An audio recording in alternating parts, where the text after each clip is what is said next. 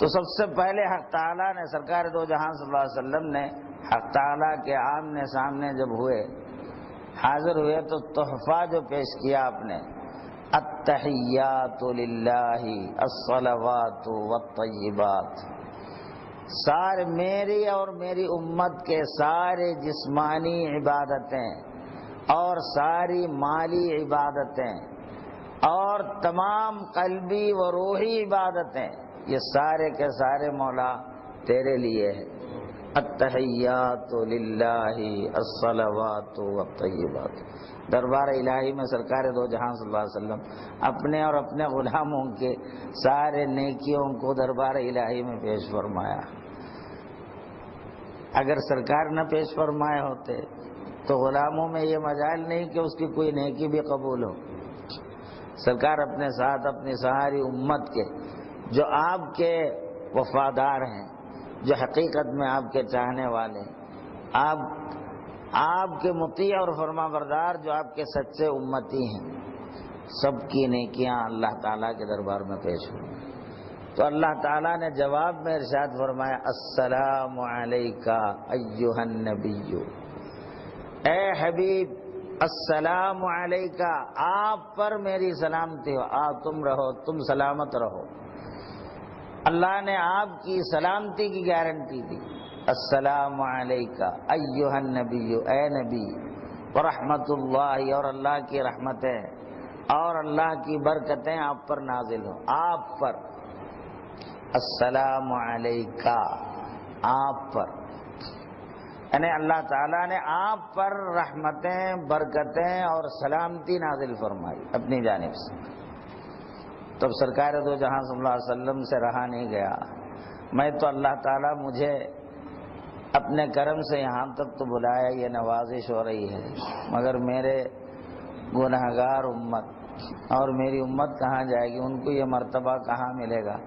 تو آپ نے دل میں فوراً یہ سوچ کر اللہ سے اجازت مانگی، مولا مجھے تنہا نہیں، علیکہ، آپ مجھ پر، تجھ پر بول کے تنہا فرما رہے ہیں، مجھ تنہا پر نہیں، السلام علینا، ہم پر سلامتی ہو تیری، ہم پر فرما کر سرکار دو جہاں صلی اللہ علیہ وسلم اپنے گناہگار امت کو اپنے کمبل میں اپنے دامن میں چھپا لیا، علینا۔ اس کے بعد فرمایا وعلی عباد اللہ الصالحین، تیرے نیک بندوں پر بھی۔ تو اللہ تعالیٰ نے ارشاد فرمایا، اے حبیب، یہاں تو میں آپ کے سوا کسی کو نہیں آنے دیا، جبریل کو تک نہیں آنے دیا، آپ تو اپنی امت کو بھی نہیں چھوڑے آپ تو سبھی کو لے کر آ گئے۔ تو کہا کہ کیا کرتا مولا، میرے لیے ان کو چھوڑنا تو ممکن ہی نہیں۔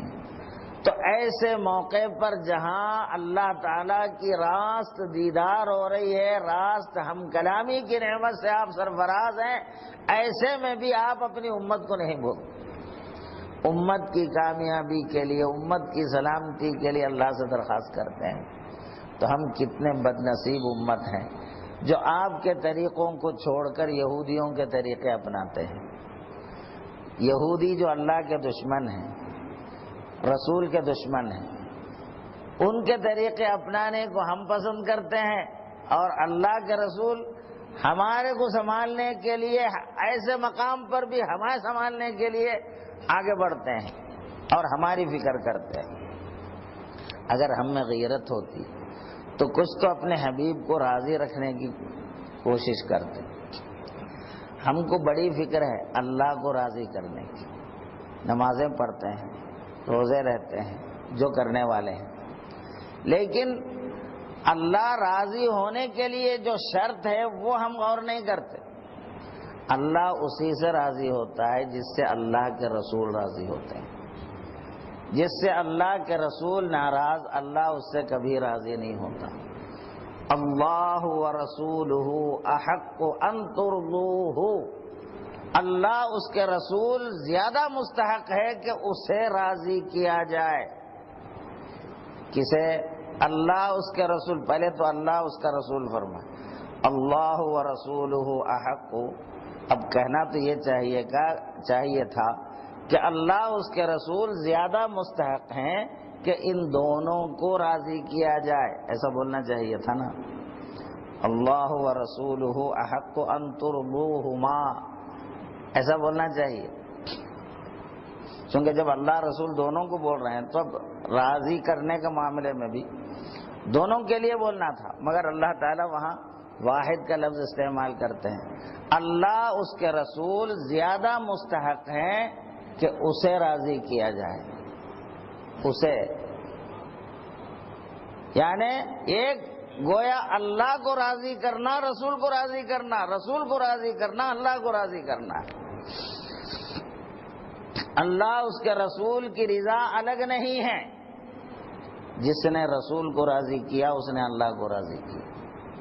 جو رسول کو ناراض کیا وہ اللہ کو ناراض کیا. جو رسول کی گستاخی کی اللہ اس کا کوئی عمل قبول نہیں کرتا.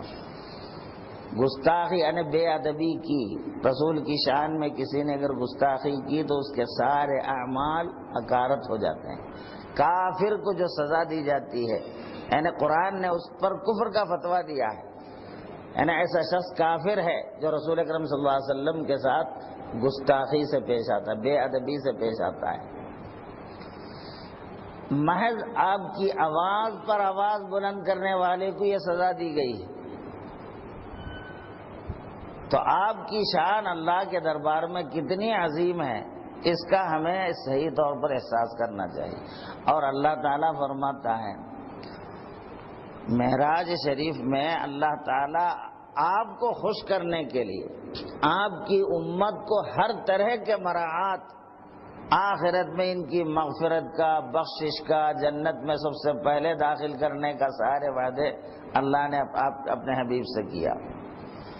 تو آپ کی جو امتی ہے ان کے لیے سارا مسئلہ ہے. جو آپ کا امت ہے، آپ کی امت کون ہوتی ہے؟ جو آپ کا وفادار، آپ پر ایمان رکھتے ہوں، آپ کا احترام کرتے ہوں اور آپ کی تابع داری کرتے ہوں. جو آپ کی تابع داری نہیں کرتے، مانتے ہیں آپ کو مگر آپ کی تابع داری نہیں کرتے، رسول کا احترام کرتے ہیں، آپ کے احکام کا احترام نہیں کرتے، یعنی آپ کا جو طریقے ہیں، آپ کی جو سنتیں ہیں اس کا احترام نہیں کرتے. کیا مطلب اس کا؟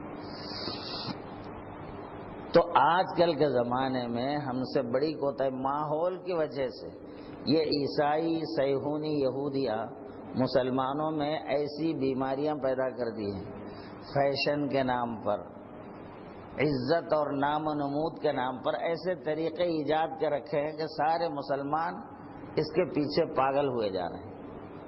ان کو پتہ نہیں ہے کہ ہم کون سے رخ اختیار کر رہے ہیں. بہرحال معراج، شب معراج میں معراج کا جو پیغام ہے وہ سب سے پہلے اللہ تعالیٰ نے جو معراج کی شب میں اپنے حبیب سے جو وعدے کیے ہیں ان کی مغفرت کا، ان کی بخشش کا، ہم اس قابل بننے، آپ کے سچے امتی بننے کی کوشش کرنا چاہیے. اور تحفہ معراج کے طور پر اللہ نے جو عنایت فرمایا ہے، کیونکہ آپ ساری امت کا نمائندہ بن کر آپ تشریف لے گئے، آپ ساری امت کے رسول ہیں، تو آپ کو وہاں جا کر اس اعلیٰ مقام پر بھی آپ اپنی امت کو نہیں بھول سکے. تو اللہ تعالیٰ نے فرمایا ہے حبیب جب آپ اتنی اہتمام کرتے ہیں اپنی امت کے لیے، اتنی فکر مند ہیں، تو ہم بھی آپ کے امت کو کچھ عطا کر دیتے ہیں.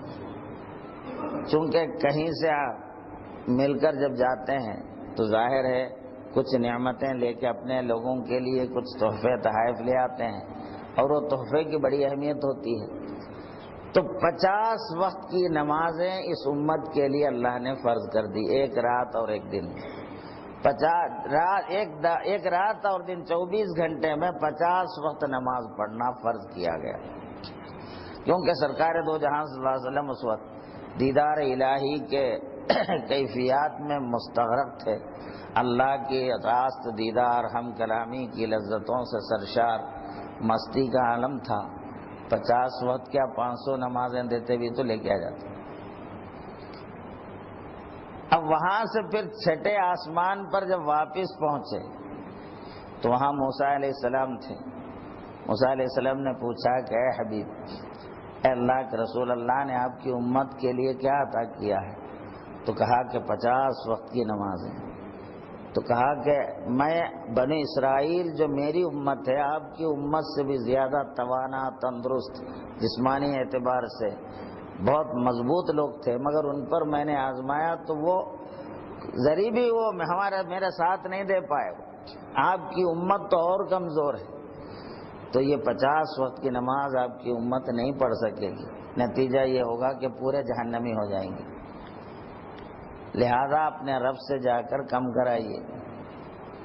اب موسیٰ علیہ السلام کے کہنے پر آپ سوچتے ہیں واقعی صحیح ہے، امت کو مشکل میں ڈالنا آپ کو بھی گوارا نہیں تھا، تو آپ نے فوراً واپس ہو جاتے ہیں وہاں سے۔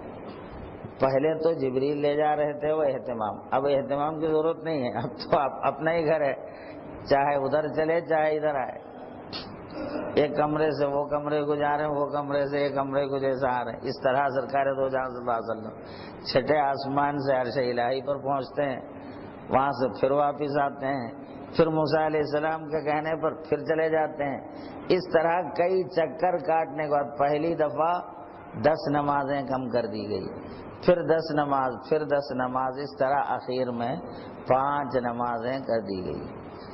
اب سرکار وہ لے کے آ رہے، موسیٰ علیہ السلام نے پوچھا اب کتنا ہوا؟ تو 5 وقت کی نماز، یہ بھی بہت زیادہ ہے اور کم کرائیے۔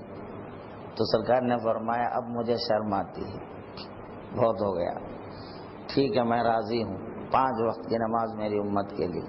تو یہ 5 وقت کی نماز لے کر آپ تشریف لا رہے ہیں، اللہ کی جانب سے اعلان ہوا اے حبیب، ہمارے جو دربار کا جو اصول ہے وہ یہ ہے، ہمارے پاس احکام تبدیل نہیں ہوتے، ہم نے جو فیصلہ کیا سو کیا ہے۔ تو ہم نے 50 نمازیں دی تھی، نماز تو 50 ہی ہوں گے، لیکن آپ کی امت کو پڑھنا صرف 5 ہوگا، ثواب 50 ہی کا ملے گا انہیں۔ تو 5 وقت کی نماز یعنی اللہ تعالیٰ کے دربار میں حبیب کی حاضری کی نعمت امت کو نماز کی صورت میں اللہ تعالیٰ نے عطا فرمایا۔ اور یہ نماز کی خصوصیت یہ ہے کہ جتنے احکام ہیں، روزہ اور دیگر جتنے احکام، سب جبریل علیہ السلام کے واسطے سے زمین پر بھیجا گیا۔ اور یہ نماز کے لیے، نماز اللہ تعالیٰ خود راست اپنے حبیب کو عطا کرتے ہیں، وہ بھی عرش الہی پر۔ تو ظاہر ہے نماز کی اہمیت کتنے زیادہ ہے آپ اس کا اندازہ کر سکتے ہیں۔ مگر ہم نماز ایک اٹھک بیٹھک کر لیتے ہیں ہم، اس لیے ہم کو نماز سمجھ میں نہیں آتی نماز کس چیز کا نام ہے۔ نماز میں فی الحقیقت بندہ اللہ سے ہم کلام ہوتا ہے، باتیں کرتا ہے اور اللہ سے قریب اور نزدیک ہو جاتا ہے، اللہ سے اس کو قربت ملتی ہے۔ معراج کے صدقے میں، رسول اللہ صلی اللہ علیہ وسلم کے صدقے میں، معراج میں آپ کو جو نعمت ملی اس کا صدقہ امت کو نماز میں ملتی ہے۔ سرکار کے برابر کون جا سکتا ہے، مگر صدقہ محمد رسول اللہ کا امت کو برابر مل جاتا ہے کہ نماز میں بندہ اللہ سے قریب تر ہو جاتا ہے۔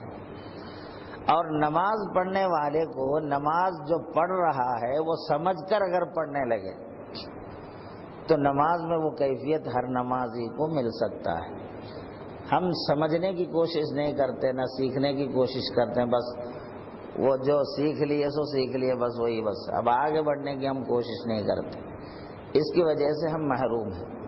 صحیح نماز تو وہ ہے جو صحابہ نے پڑھی، اللہ والوں نے پڑھی۔ حضرت علی کرم اللہ وجہ نماز میں آپ کے پیر کا آپریشن ہو جاتا ہے، آپ کو پتہ تک نہیں چلتا۔ ہم کو تو مکھی ستاتا ہے، مچھر ستاتے ہیں، کبھی ادھر کھجاتے ہیں، کبھی ادھر کھجاتے ہیں، کبھی ناک کے اندر انگلیاں ڈال دیتے، کبھی ہم جیب کو ٹٹولتے رہتے۔ نماز میں سارے دھندے ہم کر لیتے، آنے والے کا پتہ معلوم، ہمارے کو جانے والے کا معلوم، کون کون آزو بازو کیا کر رہا سب ہم دیکھ لیتے ہیں نماز میں۔ یہ ہماری نماز اور ایک وہ نماز ہے کہ نمازی کو سوائے حق کے کچھ بھی نظر نہیں آتا۔